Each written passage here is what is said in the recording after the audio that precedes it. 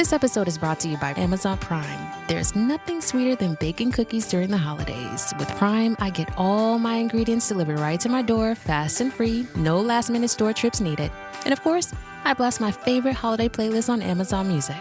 It's the ultimate soundtrack for creating unforgettable memories. From streaming to shopping, it's on Prime. Visit Amazon.com/Prime to get more out of whatever you're into.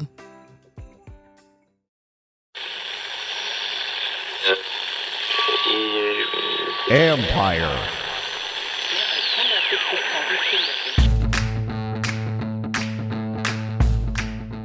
Hey, babies.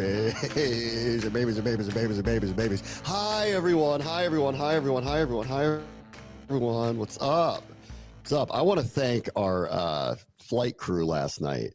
Callow, I was home before 9 o'clock last night. Wow. Before 9 o'clock. I got off the plane. I couldn't believe it. So we were Lightning McQueen getting out of that joint because these days the Commanders are dodging bullets around here. This is now, let's see. They've won on a Hail Mary. They'd never done that before.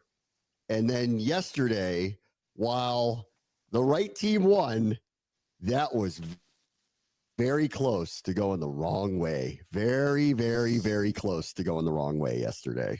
Yeah, who would have thought Spencer Rattler was going to be the difference maker in the second half of this one? Yeah, that was a little too close for comfort. A lot too close for comfort.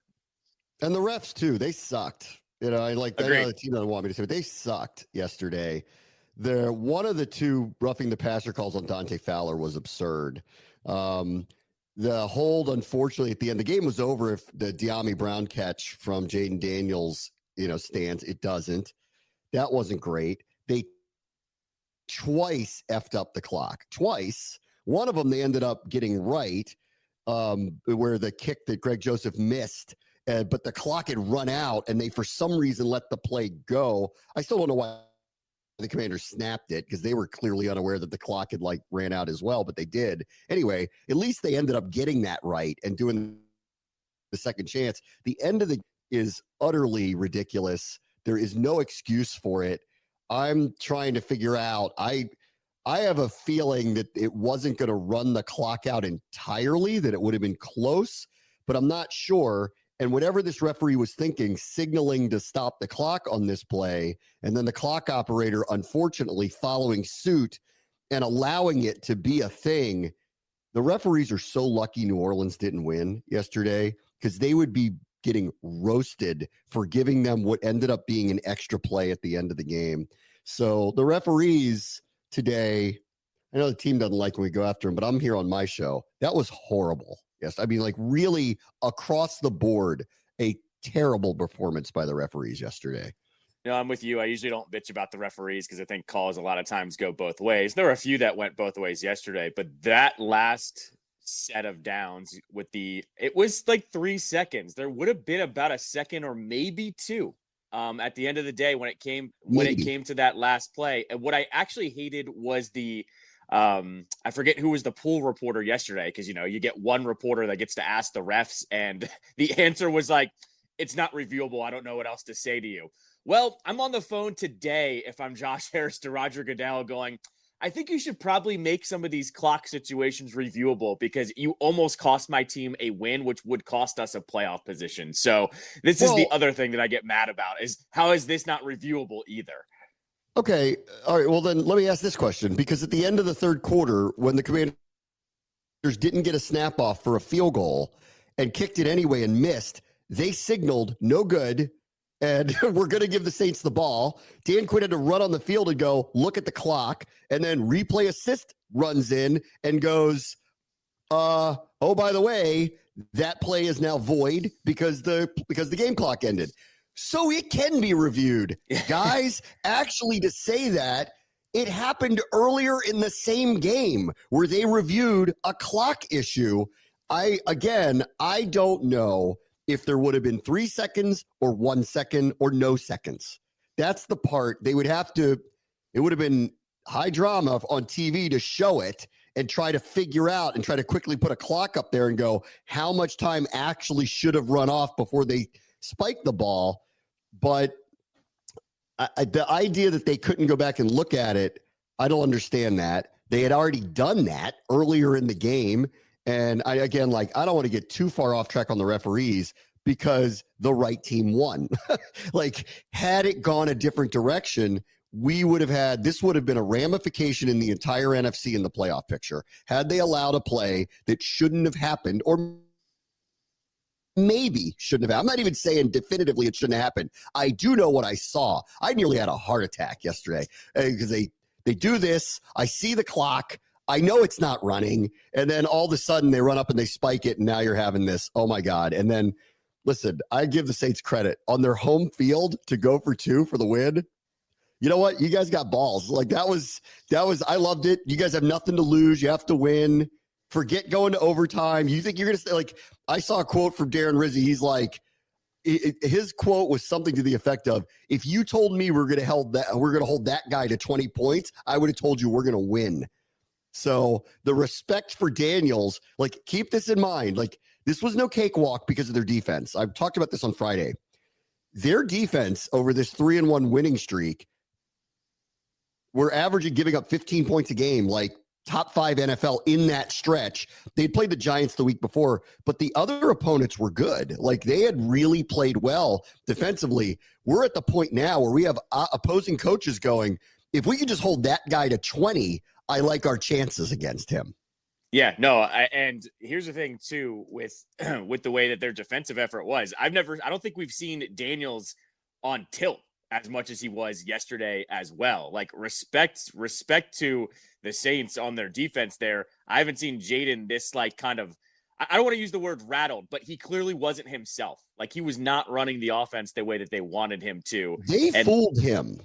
Yes, they were exactly. Fooling him, especially early. Like, he was indecisive with the ball. Those sacks were not on the offensive line, most of them. He was being fooled by it. But again, like, I'll go back to, if these are his bad games, you know, like, the reality is he had 3 near misses on McLaurin that could have been 5 touchdown passes to him. The really rough one was the one on the sideline where he was literally wide open. The one down the seam where he just missed, it was off by like a yard. That happens. That had to be a perfect pass for it to work out. The other one was a PI. Like, all the things you're saying about the refs, that was ridiculous that they didn't call a PI on that underthrow. But the miss was the one on the sideline where they busted a coverage and he was wide open and he overthrew him. That's the one miss. But outside of that, like, again, like, how many times did he save this team's butt with the 4th and 1 leaping over people? There was an earlier 3rd down, like, short play where he had to, like, get out of a sack of a defensive end and beat Demario Davis to the edge and reach out and get a first down. His numbers passing, 25 of 31, 226, 2 touchdowns, and yet, like, no turnovers again. Like, once again, even rattled and confused, clearly confused by what they were doing out there. No turnovers again. He, again, rarely, if ever, puts the ball in harm's way. Rarely, if ever, does it. So, again, I'll just reiterate. If these are his quote-unquote bad games, what do we have over here? Like, we got top 5 quarterback in the league, if that's what it is. No, once again, is number 5 stepping out on the field. The flow chart goes, yes, you have a chance to win the game. And granted, this is one where they should have had a little bit more than just a chance to win the game, but a game that did not go their way in a lot of different ways. And there they were sitting with the lead the entire time. They never gave that up. So there was not a point where they were trailing in this game. So once again, when he's on the field, they can go toe to toe with anybody. I mean, that seemingly is what it is. And once again, to your point too, this is his bad games or his disappointing games. I look at that stat line and go, I'm fine with that. Like, I can live with that every single time. Yeah, it's the 8 sacks that I think throws everybody. Like, again, no interceptions. There was never a ball that was even close to being intercepted. He always puts the ball in the right spot. But this was one, especially early, whatever their look was threw him a little bit. Even on the touchdown to McLaurin, that was him just buying time and doing a magic act. Like, that play wasn't supposed to be that way. Dan Quinn acknowledged it afterwards. He was like, you know, sometimes you got to get rid of the ball. We were saying it in the booth yesterday. Like, these are on him. Like he's not letting it rip. Like, I don't know what he's not liking that he's not seeing, but this is the one thing, like, moving down as the season goes along. The Saints did something yesterday that got to him to the point where they made him indecisive. The good news is his indecisive isn't Jake Hayner's indecisive. His indecisive is still potentially a 25-yard play with his legs, or a crazy touchdown pass, or just get out of Dodge and survive to see the next day, which was good. We had a really funny moment with him after the game in the locker room. He does the post-game interview with us.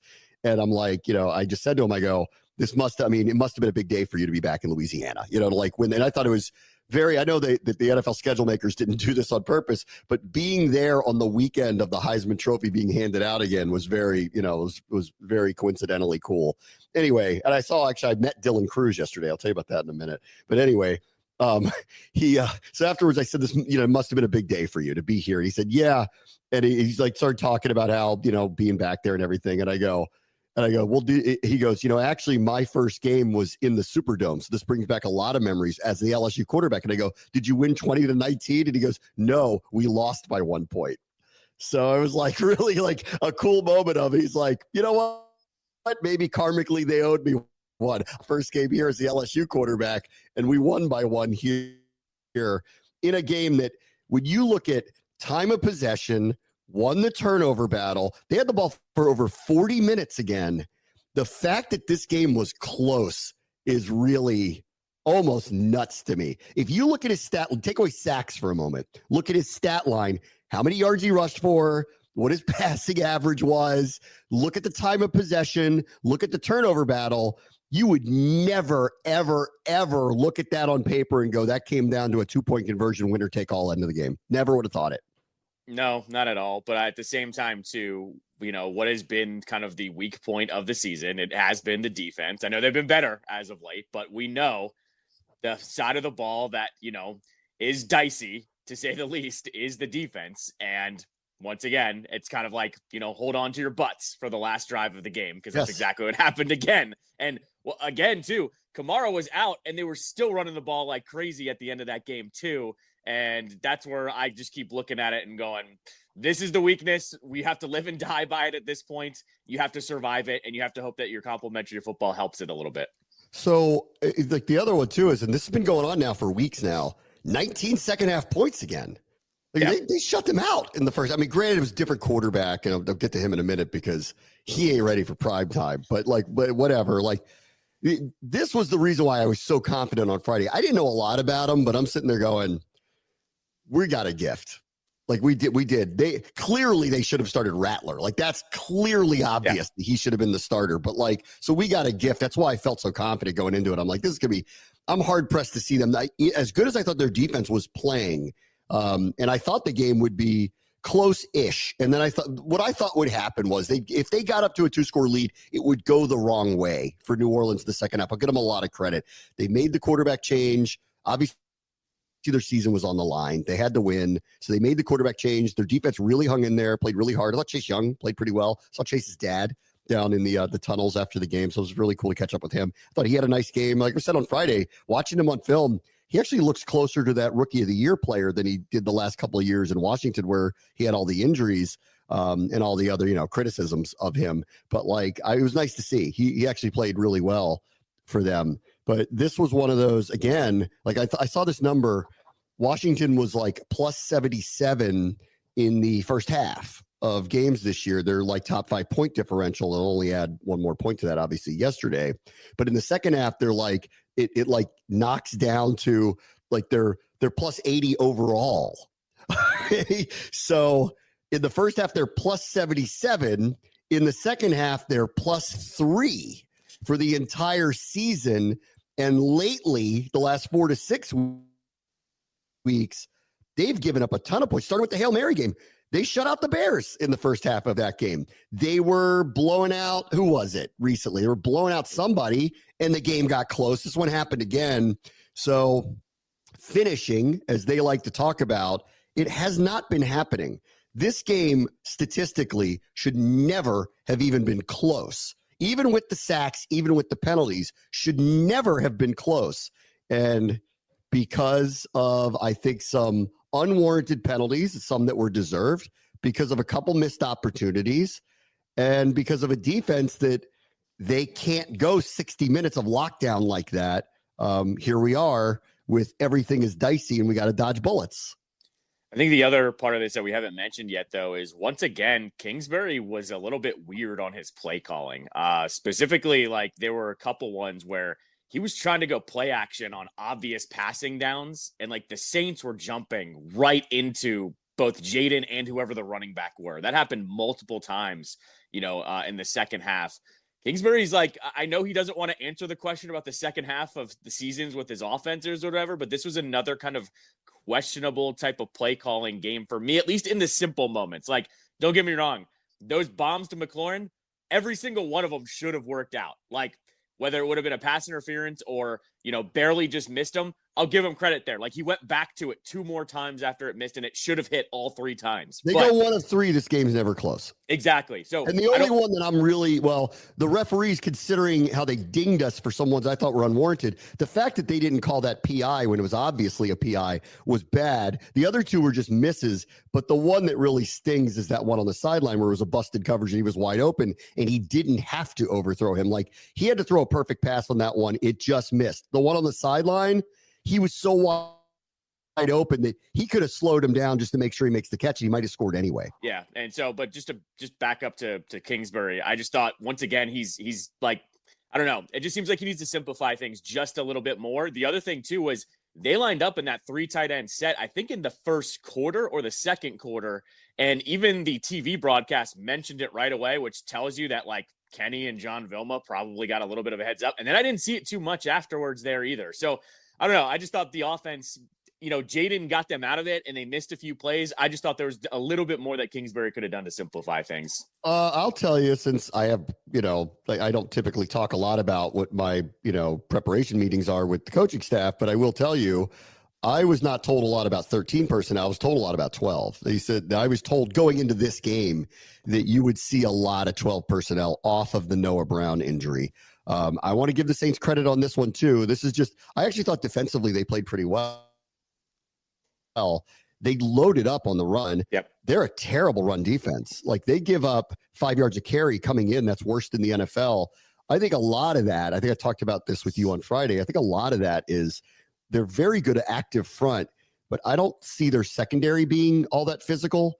And if you can get a nice hole, they give up a lot of yards either after contact or beyond in long runs, because I don't think their secondary really wants to be overly physical. And that honestly is typically the difference in a run game, is if you don't have the safeties and the corners who want to get up on the run and get into the gaps when they have to, then you're going to have a problem, because you can't rely on that front. The linebackers are fast, good. Demario Davis is like London. Like, he could be in the Hall of Fame, with the career that he's had. And Pete Werner's very good, fast, active. Their front with Chase Young and Granderson, those guys are fast. Like, there's a lot of speed up there, but if you get the crease, you get the hole. What I wasn't seeing on film was their secondary really wanting to make those plays, which is what I attributed to why their rush defense wasn't that good. They just put so many people in the box. They loaded up on the run. So I would give them a lot of credit. I thought defensively they came in with a great game plan. I think they limited Washington as much as they could. They confused Jaden. They took away the one thing, like B-Rob's numbers, 21 for 65. They're going to take that all day. Like, this was like, let's not overthink this, guys. They can't really stop the run. We don't know where our passing production is going to come from now outside of Terry because of the Noah Brown injury. We run the ball as good as anybody in the NFL, short of the Eagles or the Ravens. Why don't we just not overthink this whole thing? And the Saints said not so fast and kind of forced a lot of, I think, changes for Washington. So I want to give them some credit here for whatever their game plan was, because early they stopped the run, and they had Jaden overthinking a lot of plays. I'll give him a lot of credit. No, on top of that, too, you're not wrong, though, either. Like, B-Rob got a few of those into the secondary, and they didn't really want to mess with him once he got there, but they did a really good job of making sure he wasn't going to get there as well. So once that happened, too, like, I kind of knew they were going to need a little bit more. The other thing that was happening, too, was Jaden actually had a little bit more running room than he thought, but that the defensive front was confusing him enough that he wasn't just taking off. Like, there were a few times where had he not hesitated and just taken the lane, he would have ripped off a 10, 20-yard run. And instead he sat back there, and when he sat back there, he was gobbled up right away. Like, I mean, it was actually like the most I've seen a team contain him in the entire season. I do have to mention your boy Haener. Haener. Oh, man. Whoo. He ate it. Like, that was not a good starting debut. He ate it. Like, the ones that really got me were when he was under pressure, he fell down like 3 times. Will Levis-esque. Yeah, it was pretty bad. So, they did the right thing. They made the switch, and then Rattler came in and kind of proved, I'm the guy who should be the backup here. I'm the guy who was the big recruit. I'm the guy who had a really good, college, moved around, but good college career. And I'm guessing he's going to be starting next week for them. I thought he made a couple of really nice throws. The one over the middle of the field to MVS where he got hit when he threw it. And for some reason, Jeremy Chin and Quan Martin both thought they were getting an interception on that play and didn't, unfortunately. If Chin had just kind of, well, who knows? You can't win anymore. If he just totally crushed MVS, probably would have been a flag. And then he didn't make the interception. Like, you can't win if you're these defenders anymore. But that was a nice throw. The Wilson call to Kamara was a really great call at the time when they did it. I will say this about that. I am still not entirely sure that he got both feet in, because he made a great one-handed catch, and the first foot was down when he did it, but he exchanged the ball to the other hand. I don't exactly know what the rule is, because while he was doing that exchange, one foot went in, the other one went out. And so I got to do a little rules nerd stuff to figure out. I wasn't entirely sure that it was clear that he got both feet in on that play, albeit it was a great call, great throw, and a terrific catch by Kamara. To me on that one, it was one of those ones where had they called it not a touchdown, like not enough to overturn it either way. That's what I felt in the moment. So once they called it a touchdown, I thought, okay, there's no way. On Rattler, by the way, I knew right away, like in that first drive, he barely missed MVS and he barely missed another pass. And I was like, like this guy, he's already way better than Haener was in the first half. Like, he was professionally running. It was one of those drives where we're going, I think they went 3 and out, but even I was like, like this guy's already doing way more than Haener did in the first half. This is actually going to be a little bit of a problem. And he was, like, solid enough. He was. I want to give out, I'm going to shout out Logan Paulson. He's going to hate this because, like, I'm paranoid, but not like him, actually. Like, he was showing me pregame tape of this Haener guy, and he's like, see, this isn't so bad. Watch this. He's got some zip on his ball, the whole thing. And I looked at him and I pulled up those pictures that were like, viral of him, like the, whatever that pose he was doing. And I go, Logan, we're not losing to this guy. I'm like, I don't need to watch the Fresno State film to know that in December, him making his first start on a under 500 team, it just ain't going to happen for him. And so for Logan, though, I'm like, that's the makeup of somebody who watches this film and needs to pay to be paranoid, because I could sit there and go, you know what? I got a pretty good feeling about today with this guy at quarterback. And Logan's like showing me play after play after play. Look at this one. Look at this one. And I go, you're not going to scare me, man. Like, you're not going to do it today. Like, I was more paranoid than I needed to be before the Tennessee game off of the Dallas game. But this one, I was convinced they were going down there to win when I heard this guy was starting. I think you need to give me a little bit of credit on my show when you came on Friday. I said I had landed on Friday that these matchups are always weird with these two teams. They are weird. And like, I just said to you, I think there's some weird voodoo, like, pun intended, with these teams, because they're NFC opponents and they always play each other.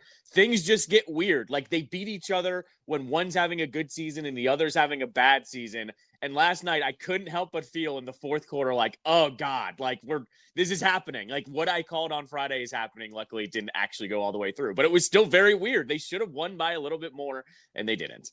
Last thing real quick, or this will be more important next week. And I thought it would be. Marshawn Lattimore made his debut. They did not target him once. So they didn't even throw the ball his way. Yep. And the odd man out, at least for a week, was Benjamin St. Juste, who did play a little bit. But Mike Sammers still stayed on the outside, which I actually think is the right thing to do. Noah Igbenogany's been good in the slot. Why switch up literally everything to bring in one person? So I'm not surprised that this is how it stayed. And I'm going to assume that Lattimore will get his chances. And you know me, I don't pre-plan what I want to say on the broadcast.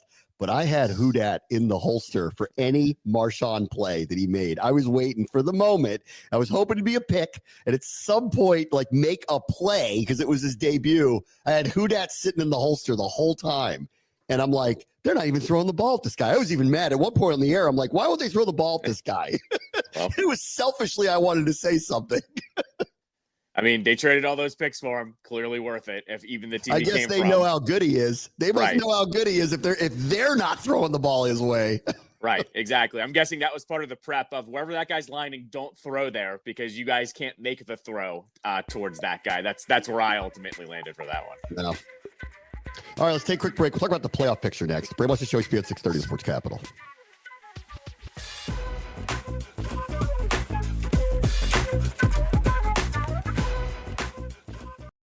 Hey, it's Austin James. If you're like me, trying to live your best life while living with diabetes, you can relate to worrying if you're doing a good job managing your diabetes. I use the Freestyle Libre 3 Plus sensor to get real-time glucose readings and see the impact of every meal and activity to make better decisions. The Freestyle Libre 3 Plus sensor can help me live life with diabetes on my own terms, and it gives me more time for the things I love, like being a dad and a musician. Now this is progress. Learn more at freestylelibre.us. For prescription only. Safety info found at freestylelibre.us. This episode is brought to you by AWS. Amazon Q Business is the new generative AI assistant from AWS. Many tasks can make business slow, like wading through mud. Help! Luckily, there's a faster, easier, less messy choice. Amazon Q can securely understand your business data to help you streamline tasks, like summarizing quarterly results or doing complex analyses in no time. Q got this. Learn what Amazon Q Business can do for you at aws.com/learn more. When you're on the go and it's time to refresh your energy, grab an ice-cold Celsius, where 0 sugar, 7 essential vitamins, and proven ingredients meet pure refreshment. Unlike traditional energy drinks, each sip of Celsius is a perfect balance of flavor and function. So whether you're hitting the gym, the office, or your next adventure, grab a Celsius at your local retailer or visit Celsius.com to learn more.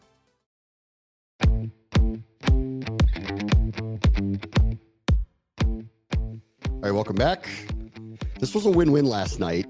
Seattle or Green Bay losing was going to help Washington either way, but I kind of landed on, I kind of wanted Green Bay to beat Seattle so that the nightmare scenario doesn't begin, which is the Rams play the Jets in Arizona the next couple of weeks. They're hot right now. Then they play Seattle week 18. If Seattle were to win their next 3 games, Seattle would be at 11, the Rams would be at 10, and if the Rams beat Seattle, they'd win the division, and then Seattle would have 11, and oops, 10-7 isn't good enough anymore, right? That was the nightmare scenario. So I buy Green Bay. In fact, I think I said in the summer I wouldn't be surprised if they're in the Super Bowl, and so to me, this is better because it essentially allows us to go 1-2 down the stretch and still make the playoffs. I hope 2-1 or better is what ends up happening, and we don't even have to have this conversation. But like now, 1 win essentially eliminates the loser of the NFC West for our purposes, because neither one of them will have a better conference record than us. So that's the good news I think that happened yesterday. No, 100%. This is what I had been kind of rooting for the whole time, was that the West keeps beating each other up enough that only one of them is going to make it. And here we are. We're staring that in the face right now, that the only one that's going to make it through is the division winner, most likely. The other part of all this, too, is I went through, you know who actually has like the best playoff predictor that I've seen out of any of the entities is The Athletic. The Athletic has one that's amazing that you can click through and say, how do I get to the 6th seed? And it'll tell you what the matchups are or whatever. But I've been clicking around on that, and the road to the 6th seed was always going to be Green Bay losing, essentially. That's not going to happen. And it would be the Vikings losing to the Bears. That's not going to happen either. So I had landed on 7th seed is how they're going to get into this thing. It's just there's too much that needs to happen. So off of last night, though, getting rid of, a little bit of the noise in the West is going to help them regardless. Also, I told you this. I don't want, out of all the NFC West teams, if they were to somehow play one of them, I didn't want to go to Seattle anyways. Get them out of the playoff picture. I don't need to go to that place, during a playoff game. So knock them out, please. I don't know about that. Sam Howell. Yikes. Oh, yikes. You know me, I love him. I like our guys. I never want to like throw stones at them. And I liked Sam. I thought that he took a beating last year, like the type of beating that is completely, literally undeserved for anybody who plays in the NFL. But he got thrust into action last night because Geno Smith got hurt. We're going to have to find out, how bad is Geno Smith's injury. I don't really know. So it was a knee injury, so we don't know how bad it is. But he went out there and, oh my God, he was terrible. I mean, he threw a late interception that sealed it. He could have thrown 3 more. And it was I was having PTSD watching him like stand there and get hit and sacked constantly. That was rough to watch last night. Is Ron going to come out today and say he was such a good coach because he looked so much better last year? Is that going to happen? Ron wants his ring, remember?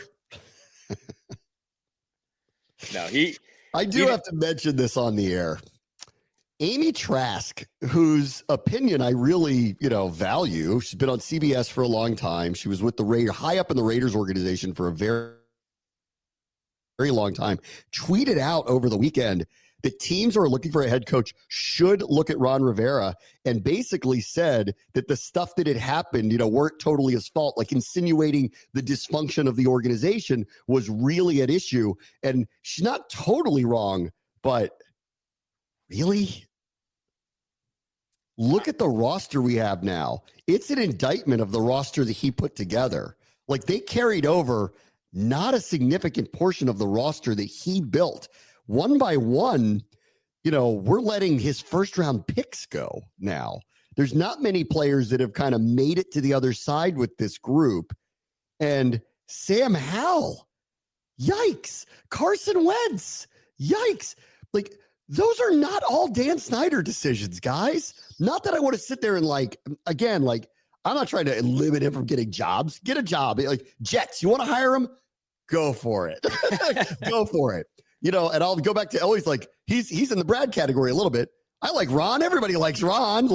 Nice guy, great man, But if you're sitting here trying to paint a picture that he had nothing to do with the lack of success, that it was just the environment he was in, come on now. Who's buying that? Come on now.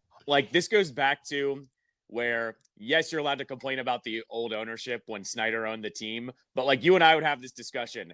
Dan Snyder being the owner doesn't make it so you don't throw the ball past the sticks on 3rd and 9. Or Dan Snyder did not make you trade for Carson Wentz. Correct. Stop telling people he did. He did not. And to the same point, Dan Snyder did not want to draft Jamin Davis. Okay. I know if there's anything I know Dan didn't want to do, he didn't want to draft a linebacker in the first round. If there's anything I can be pretty safe on, it's that. He didn't want to make you go into the draft saying, I'm going to pick Emmanuel Forbes no matter what the draft board looks like. He's the one that also didn't make all these other draft picks where, and I always like to preface this. I love Sam Cosmi. I think he's one of the best players on this team, leadership-wise, whatever. They drafted him to be a tackle originally. He's a guard now. Yeah. They're you know what, though? That may, in my humble opinion, may happen with Brandon Coleman, too. Okay. I actually wouldn't be shocked if in the end he ends up becoming the left guard. I think he'd be phenomenal at it. I think next year, this is all next year, he could be the left tackle. He could be the left guard. He could be the right tackle. I think any of those things are possible actually for him. What I'm getting at, though, is the way Ron drafted. Okay, Dan didn't make you draft a certain way, and all these picks skew the other way. I think you and I have always been in agreement. The personnel wise of Ron is what was the main downfall of Ron. Yes. I'm sorry. The pressure from ownership or the whole situation of the franchise did not make you screw up drafts left and right. So I don't want to hear it. I don't want to hear it is all I'm saying. Let's see. East is off the table now. Brotherly love, guys. We love each other. You all need to shut up. So I'll go back to what I said last week. I hear all the soap opera stuff. It sounds very fragile. They have not lost since early October. So until they start losing, there is no real problem there. And I don't know. They smoked Pittsburgh yesterday. And don't tell me that's because one receiver didn't play. So you know what? I'm done hearing it. Like, they're going to lose a game. Hopefully it's a Sunday. They're overdue to lose to somebody. I mean, nobody runs the table like they're doing. But there's no real issue there, obviously. Like, the real issue teams lose. They don't lose. So maybe they're chirping at each other and they're divas and they can't stand each other's faces or whatever it is. And like, there's a lot of reasons not to like a lot of those personalities up there, and the Philadelphia fan base are skittish cats now that they're just waiting for disaster to happen. They're fragile, but their team isn't losing. And if they spend the week complaining about a 12-2 team again that now could get the 1 seed, I don't know what you're complaining about. Okay, but really. here is one thing though that I think needs to be acknowledged. Like, AJ Brown came out and said, "Oh, it's all love" after the game. And then Jalen Hurts sits down at the press conference and goes, "Oh, that's what y'all wanted to see, right?" I'm sorry, you guys. We all started talking about it because AJ Brown was the one after the game last week saying, "I need the ball more." Like, I cannot stand the modern athlete that bitches and complains about what the media said when they started it. Yes, Brandon Graham said some stuff during the week. Don't get me wrong. Like, he stoked the fire, threw some gas on the fire. But it all started with AJ Brown bitching after the game about it. So, like, stop doing this thing of, well, this is what you guys wanted to see. No, it's what you guys started last week. Let's like stop blaming everyone else for what you said last week. Right. Mark it down. Hot take on Jamarcus Russell's podcast on Thursday. Somebody's going to say something ridiculous about what's really going on there. That's the dumbest thing about it. Like, the weirdest part of the Brandon Graham was it happened on WIP, which is a legacy sports radio station. They don't do that anymore. They do it on their own podcast and then complain it's not the media. like everyone can hear you. Are you confused about what these things are? It's the same. The confusing thing too was did you get like I know you were like getting ready for the game. The details of the reporting after or before the game were so funny. Like, it was like, it was like Rossini or one of the other main, beat reporter types that was like, "Oh, Brandon Graham got up in front of the team and apologized to Brown and Hurts to say that, like, he didn't mean to do anything." And then it was like, and then Hurts and Brown got up in front of the team and dapped each other up. I'm like, why do we need this type of detail? God. Like, why do we need this type of reporting in the NFL? And it was like to show that they're friendly enough at this point. And I'm like, what are we doing here? This is soft. And then, this is so soft. And then what? Sirianni farted on purpose, and everyone laughed. Vic Fangio's looking around the room, going, "What is up with this?" Like, right. We're 12-2, man. Come on, guys. Anyway, they're fine. It'll be a great game this weekend. I can't wait. Lions lose, not surprised. It was a tough game that they had. Allen was awesome. I think he's front runner for the MVP now.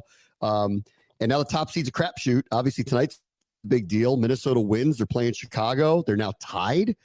Philadelphia's, now tied. Assuming Minnesota wins, could be 3-way tie. Lions and Vikings play each other week 18. Very well could be winner gets the top seed, loser gets a wild card. Like, the NFL couldn't ask for anything better. I always complain about these week 18 games. We have another one this year. That Dallas-Washington game is going to mean nothing. Like, it really seriously is going to mean nothing. It's going to be other shoe on the other foot. Washington's hopefully going to have qualified for the playoffs and have no room to move up, and Dallas will have nothing to play for. So, we've had this last few years where it's the other shoes on the other foot, where Washington has nothing to play for. That's why I hate these games, but they may get a massive earth-shattering week 18 game with Minnesota and Detroit this year. 1 seed is very much wide open. Lions as a wild card as opposed to the home team in the playoffs, a very, very, very different thing, especially when crazy Dan Campbell's going to do crazy Dan Campbell things on the road. So the Lions fans, they're the ones should be freaking out because they need the home field advantage. They really do. Yeah, I was going to say, in terms of squirrely fan bases, I think Detroit's going to take the cake here because they have a head coach that does things that make you go absolutely insane. And granted, it's for good and bad, right? Like, there's a reason why they're this good. It's because of Campbell. But the fact that you have to deal with his kind of chaotic decision making, I couldn't survive it. Like, I couldn't survive it if I was on the road. Yeah, I couldn't survive it if I'm that fan base. No. Let's see. Tampa Bay and Arizona end up winning. So those were not great results for us because, we were, kind of hoping to knock people out, but we're not able to do it. I'm not so scared about the Cardinals. We have the tie break with them. Tampa Bay, though, obviously the path is we want them to win that division, because if they win that division, then all bets are off for whatever their final record is. The bad scenario is if we end up tied with them for the wild card, we're going to lose out to them. So that's no good. Let's see. Mahomes hurt in the Chiefs win. Now, the good news for them is this, because every other team in there has at least 3 losses. They could rest them for at least a week and see what happens, because if they somehow win next week, they could rest them again, so there's no rush actually, as in previous years, to bring them back. They're in the 1 seed currently. So I think, unless it's not that bad, I actually think he's not going to play next week. They're going to give him the week off. If the Chiefs somehow win anyway, all the better. They can rest him longer. And if they don't, they'll have to make a decision as to whether they're going to bring him back before the playoffs, because they need to get to the bye. So I don't think he's playing next week. That's what I don't think. No, I agree with you there. And honestly, though, the Chiefs are one of those teams, and he's one of those players. Talk to me when he's not going to be in for the playoffs. Like, they were the road team all last year too. Or for most of last year. He plays with everything. He'll play. He plays everything, but he doesn't need to. They're in a good spot here, because Buffalo's got 3 losses. So they got a little bit of margin for error. They don't have to play him next week. Yeah, exactly. Let's see. Not a surprise here. Ravens smashed Dabs and Cutlets. That was chalk. I mean, those guys are done, and the Ravens clearly needed to win. That division's back on the line now, thanks to the Pittsburgh loss. That's a big game this weekend, Baltimore and Pittsburgh. Let's see. Cowboys showed up. They don't like being underdogs in Carolina, won handily there, and that's impressive enough, because Carolina's been playing really well the last few weeks. Maybe they ran out a little bit of steam, but I'll give the Cowboys credit. They're missing all sorts of people. Trayvon Diggs, latest. I did see some reporting I'll probably talk about tomorrow on Micah Parsons and Jerry already starting the wrong conversations about him moving forward. This is history repeating. They don't know how to handle their stars these days contractually. They know how to handle them internally. They don't know how to handle them contractually. My favorite thing that's going to be coming soon, I can't wait for the next Irsay presser. And I wish he had one yesterday, because the Colts were the dumbest team in the league yesterday by far, and not even close. They blew a touchdown because Jonathan Taylor dropped the ball before he crossed the goal line, and then they threw one of the worst pick sixes I've ever seen in my life, which was a double pass. And unlike the Saints one where the receiver threw it forward, the receiver was supposed to throw it backwards again, or at least across the line of scrimmage back to Anthony Richardson. And it is something straight out of MAC football. It was so bad. And so their season's over, and that is a way to crash a season, to lose that way. Yeah, especially because I don't love the Colts, don't get me wrong, but I've actually liked their fight down the stretch here. They've kept themselves in arm reach of the Texans, this whole second half of the year. And then they went and did that, and I was like, all right, well, that's your season over with. When you have a play like that and you're barely holding on, that's it. That's the end of it. My least favorite part about that game, though, was whoever was on color commentary was like, oh, I don't really blame them. They needed to get something going there. And I'm like, stop. There's no defending that play happening. Throw the ball in the dirt or just go down. That's the part with trick plays that we see it all the time. Go down. Don't force it. They forced it. It goes 7 points the other way. No, it's terrible. Let's see. Texans, that was a good show me win for them. Shut down Tua, shut down the Wonderkind. Miami's probably not making the playoffs now. Texans have already won their division, so they're good to go. And this was one of those, I want to see which one of these two teams is real. And Miami putting up 12 points. Well, I guess you're not. With Tua, 4 turnovers. Yeah. And that's the second time he's done that this year. Those guys shouldn't be making the money that he's making with those types of days. The Dolphins, I'm going to be really interested what their offseason looks like. They got to ask some big questions for their quarterback and their head coach. So, yeah. And the last ones were Burrow got a win over Tennessee. Not a surprise there. And then Raj gets to go on McAfee this week and explain how great he is again. Because not only did he have a near 200-yard day with Devontae Adams, he was their leading rusher yesterday, too. And they beat the Jaguars. And my son thought this was hilarious and showed me this morning. Do you know what the Rizzler is? Yes, I do.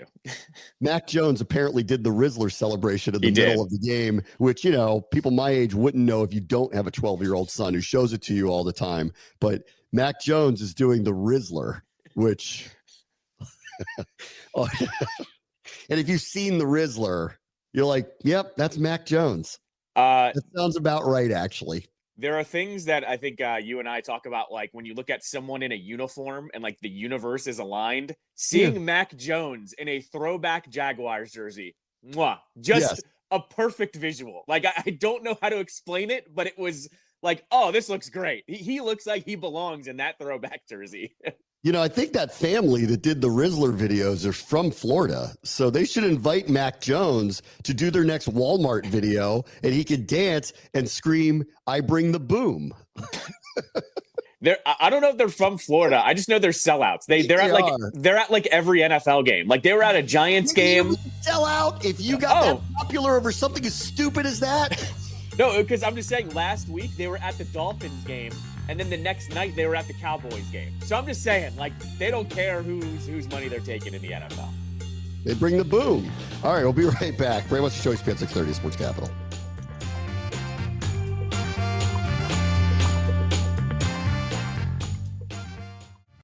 At Sierra, discover joyous deals on great gifts for everyone on your list. Like cozy slippers, ski gear, fishing poles, bikes, large kayaks, even larger canoes.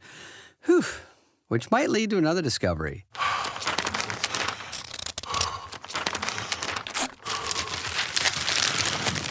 Wrapping gifts is the only sport you need to stay fit this season. 'Tis the season to discover great gifts at unexpectedly low prices. Sierra, let's get moving.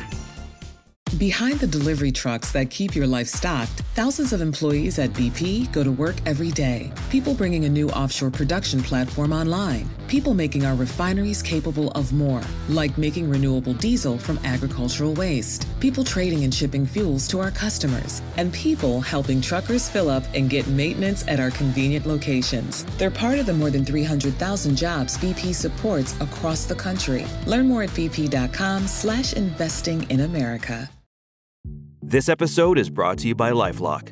The holidays mean more travel, more shopping, more time online, and more personal info in places that could expose you to identity theft. That's why LifeLock monitors millions of data points every second. If your identity is stolen, their US-based restoration specialist will fix it, guaranteed or your money back. Get more holiday fun and less holiday worry with LifeLock. Save up to 40% your first year. Visit LifeLock.com/podcast. Terms apply.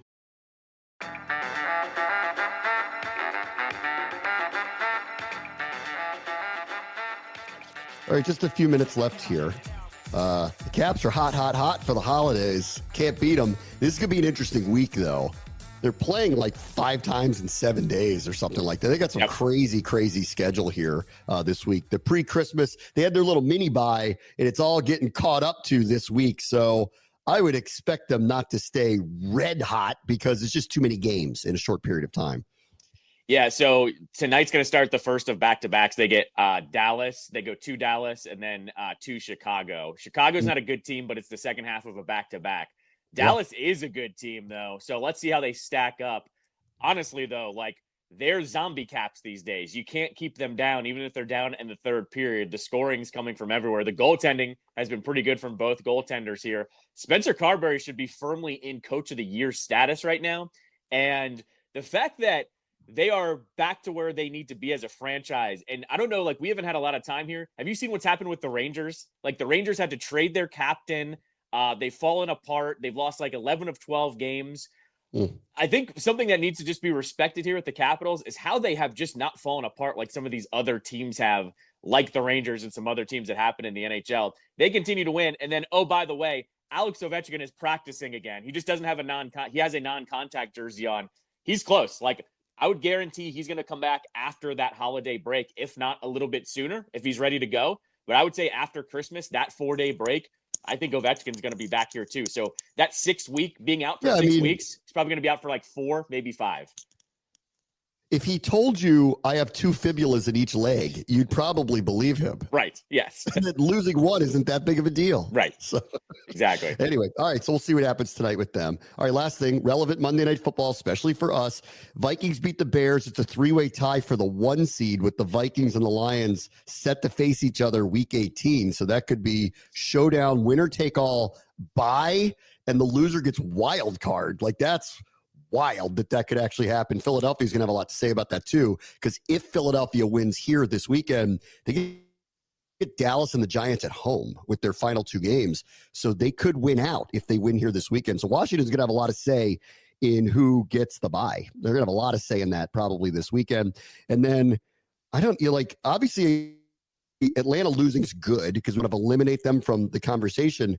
But I got to be honest, there's a part of me that goes, I kind of want them to win because I don't want them to turn to Penix when we play him in a couple of weeks, because that'll be an I don't know what I don't know situation with him. And that game may be necessary for Washington to ensure a playoff berth. So I don't know. I guess it's a win-win tonight.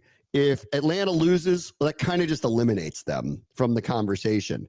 If they win, well, then it might hold off the whole let's put Penix in late in the season.